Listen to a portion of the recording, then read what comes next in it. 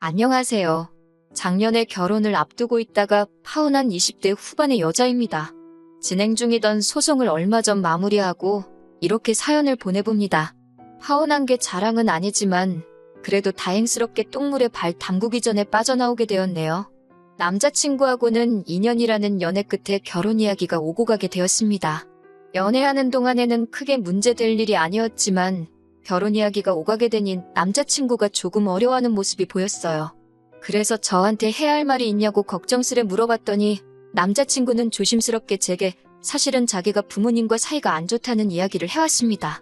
이야기를 들어보니 지방 출신인 남자친구는 대학교에 입학할 때쯤 집안 형편이 어려워지면서 남자친구에게 대학교를 포기했으면 좋겠다는 식으로 이야기를 했답니다.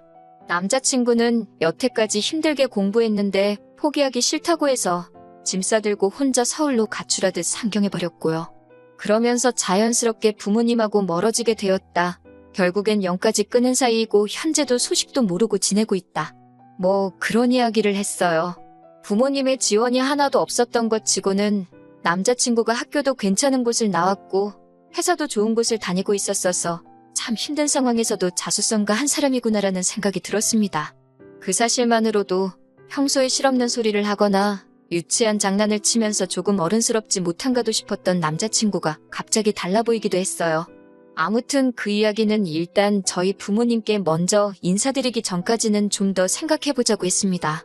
저희 부모님에게 남자친구를 처음 소개시킨 날에도 저희 부모님께서는 그래도 결혼은 일륜지대사인데 아무리 연을 끊다시피 살아도 결혼하는 건 말씀드려야 하는 거 아니겠냐고, 어찌되었든 저희들 결정이 가장 중요하겠지만 그래도 자식된 도리는 하는 게 당연한 거라 조언을 해주셨습니다.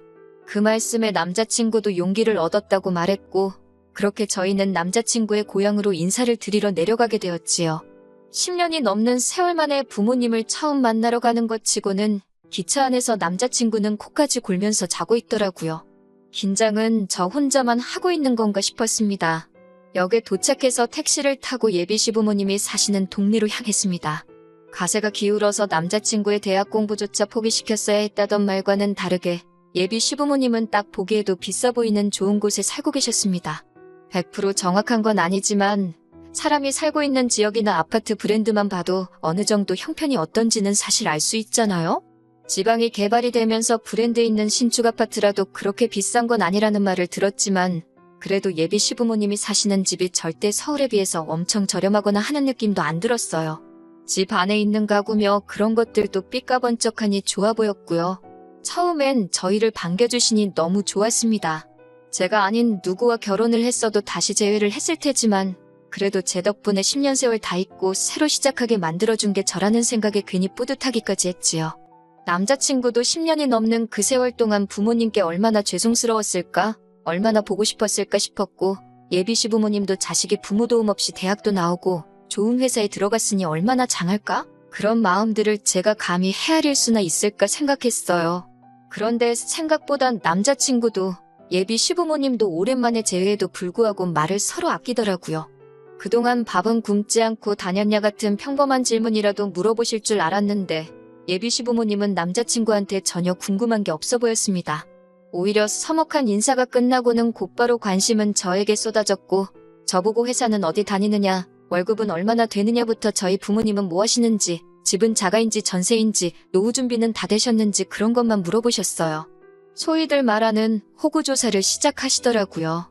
묻는 질문에 하나씩 대답을 하고 있으면서도 저보다는 10년 넘게 소식도 모르고 지내온 아들이 어떻게 지냈는지가 더 궁금하셨을 텐데 싶어 저도 모르게 옆에 있는 남자친구 눈치를 다 보게 되더라고요. 저희가 당일치기 일정으로 내려온 거지만 아직 결혼 날짜가 잡힌 것도 아니니 급하게 하실 것 없다고 오랜만에 아드님하고 이야기도 나누시고 하시라고 했어요. 제 이야기나 결혼에 관한 이야기는 다음에 또 저희가 와서 천천히 해도 된다고 말씀드렸고요. 그런데도 끝까지 저와 저희 부모님에 관한 질문만 계속하시지 예비 시부모님은 남자친구에 대한 관심을 1도 보여주지 않았습니다. 그때는 막연하게 예비 시부모님이 조금 너무하시다 하는 생각도 들었어요. 장원급제에서 돌아온 정도는 아니지만 그래도 부모님 지원 없이 혼자 서울살이 하면서 상위권 대학 졸업하고 취직도 남들 들어가고 싶어도 못 들어갈 만한 괜찮은 직장까지 잡은 데다가 비슷한 조건에 어디 하나 모자라지 않는 여자를 며느리 될 사람이라고 데려갔는데 기뻐하시기는커녕 너무 시큰둥하신 게 아니었나 싶었거든요. 그런데 집으로 돌아오는 기차 안에서도 남자친구는 기분 나빠하는 기색 하나 보이지 않았습니다.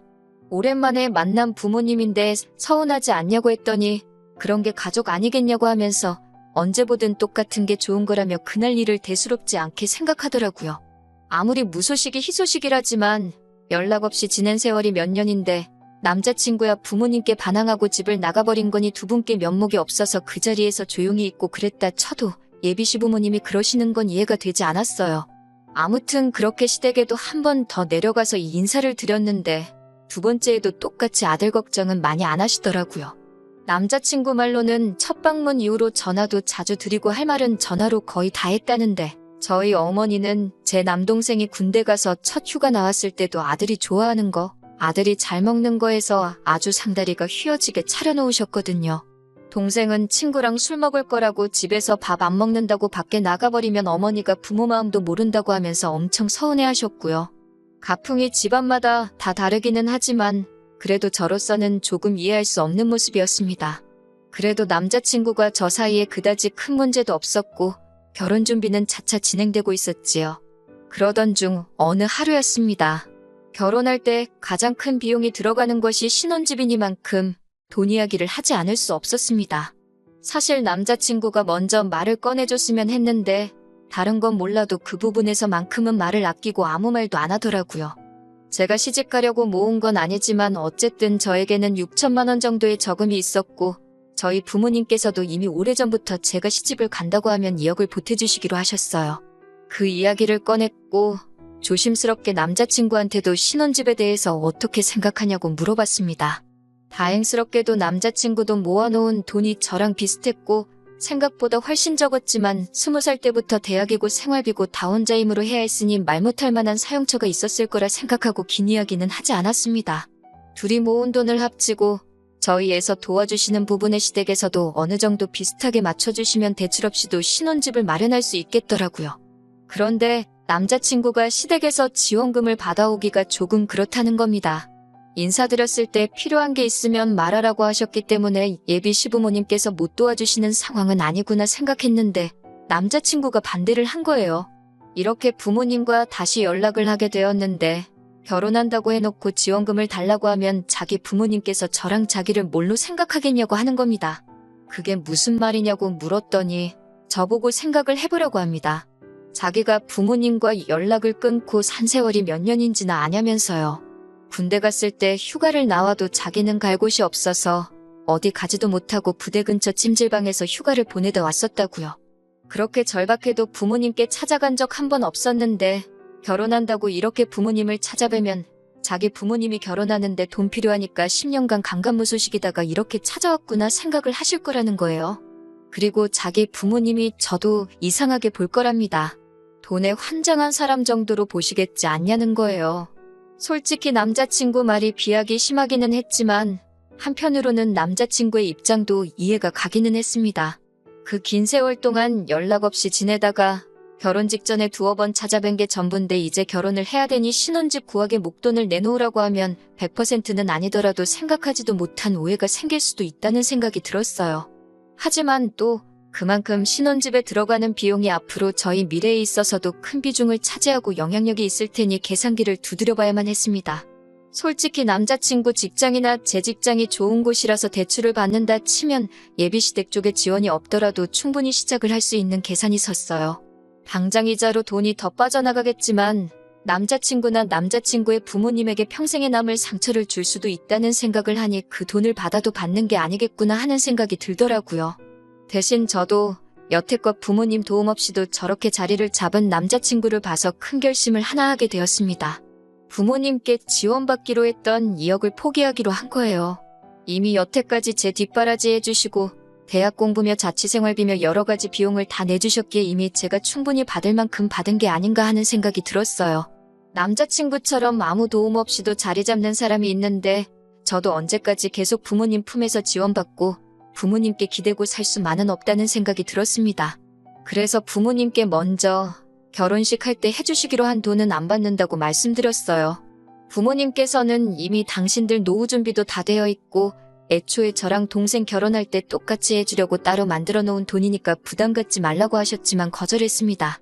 저희 부모님께서는 저를 몇 번이나 더 설득하셨지만 결국 알겠다고 하셨고 대신 나중에라도 저희가 힘들면 언제라도 그 돈은 제 거나 마찬가지니 말을 하라고 하셨어요. 하시는 말씀이 나중에 시부모님 되실 분들도 남편하고 완전히 화해를 하고 마음을 열면 그때라도 혹시 말을 먼저 꺼내지 않아도 주시지 않겠냐고 하면서 그렇게 된다면 저희 부모님도 그때는 제가 달란 말 없이도 그냥 주겠다고 하시면서요. 그 돈이 없으면 이자가 얼마나 들어가고 계산기 두드리면서 걱정했는데 오히려 이렇게 한번 질러놓고 보니 마음이 후련하더라고요.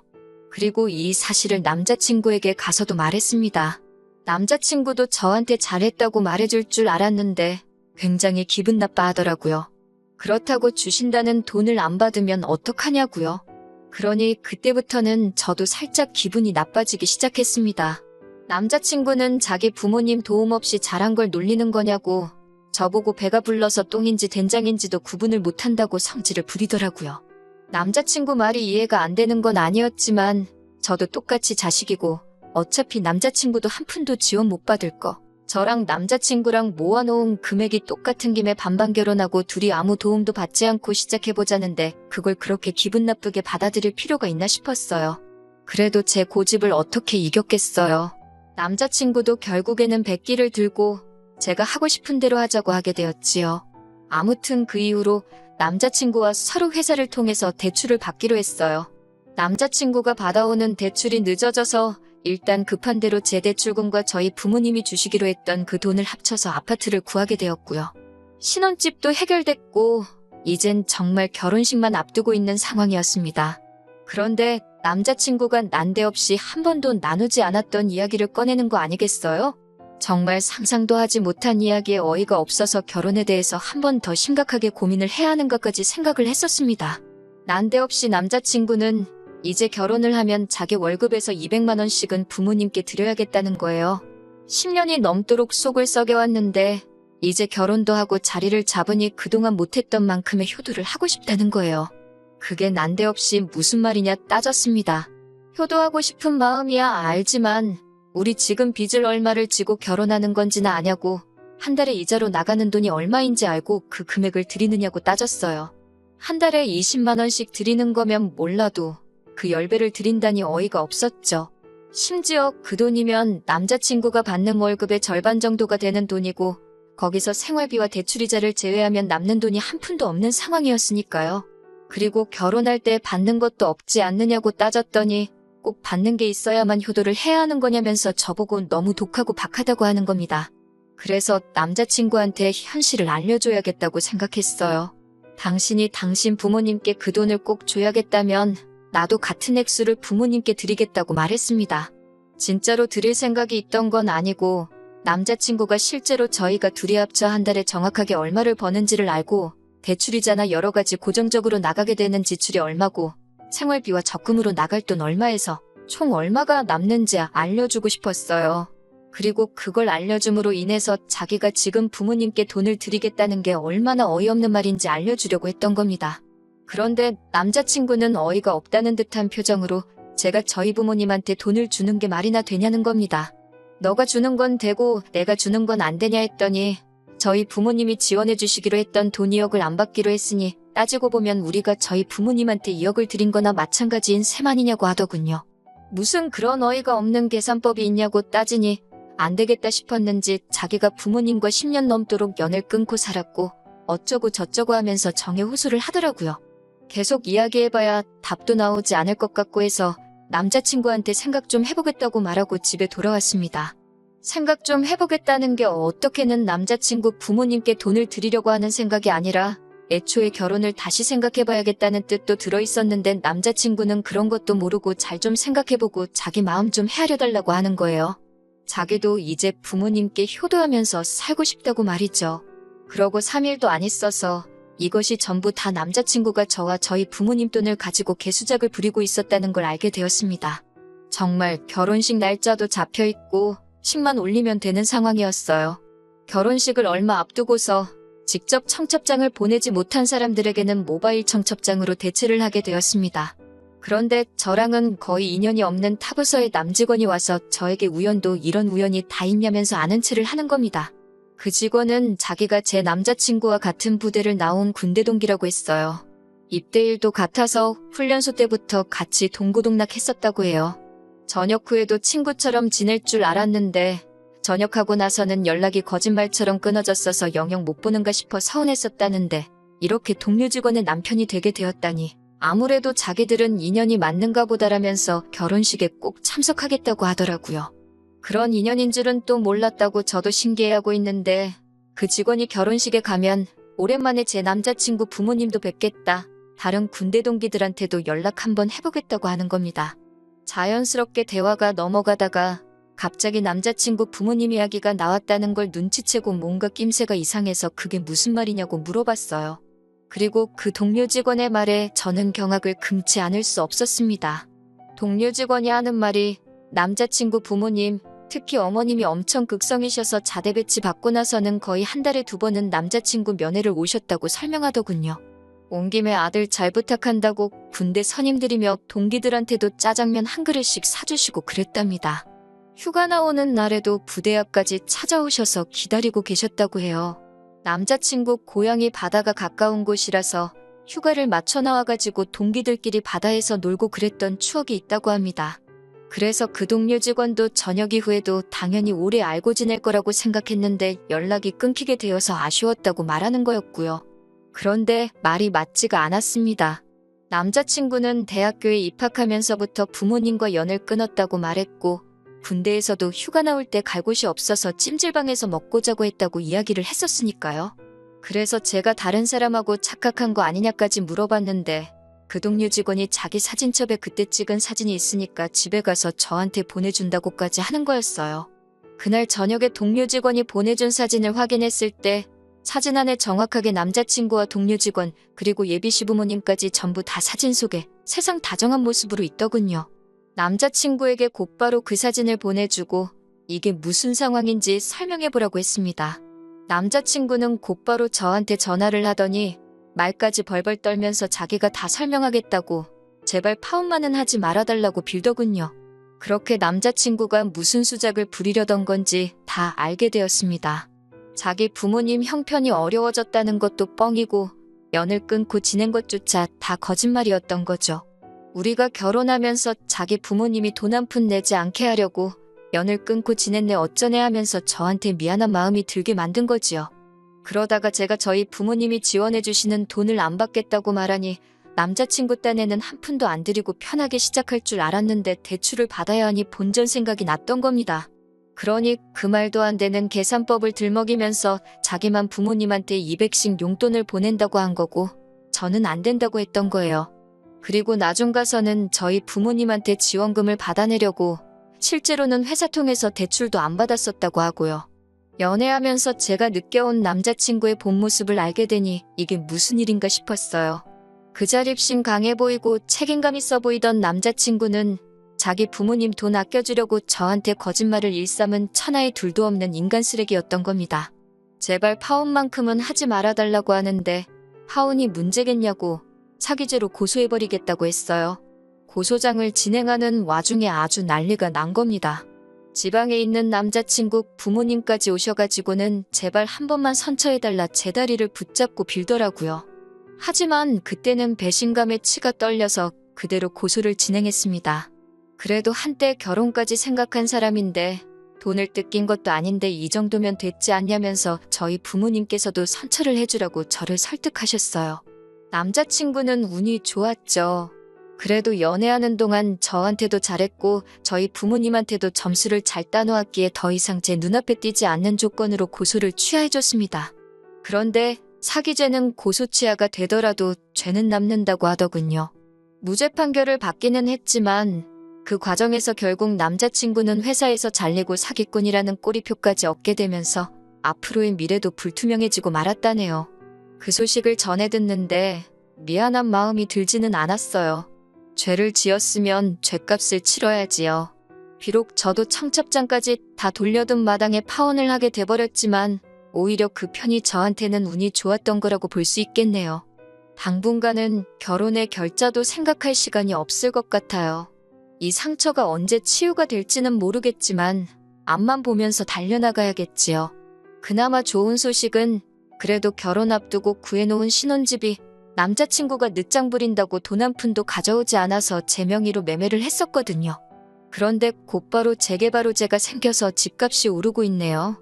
대출이자 혼자 갚아나가는 건 힘들겠지만 저도 당초에 계획한 대로 부모님 품을 떠나서 한번 제 스스로 자리를 잡아보려고 합니다. 좋은 소식 있도록 저를 응원해주세요.